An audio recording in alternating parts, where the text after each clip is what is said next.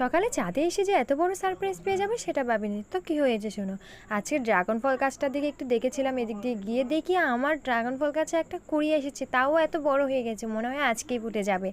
আগের বার যে কুড়িটা এসেছিল অন্য গাছটায়, এটা কিন্তু মারা গেছে পচে। এবার এটা বাঁচাতে পারি কিনা কে জানে, বাঁচানোর প্রচুর চেষ্টা করব। এটা মনে হয় আজকেই ফুটে যাবে। ড্রাগন ফুল যখন প্রথম আমার বাগানে এসেছিল তখন আমি ভীষণ খুশি হয়েছিলাম। আর দেখো এখন দ্বিতীয়বারের মতো ফুল এসেছে। কিছুদিন আগে অনেকগুলো ফুলের কুড়ি এসেছিলো, সবগুলো জোরে জোরে পড়ে গিয়েছিল, মনে হয় এটা কোনোভাবে বেঁচে গিয়েছে, আমরা মনে করেছি আর হবে না।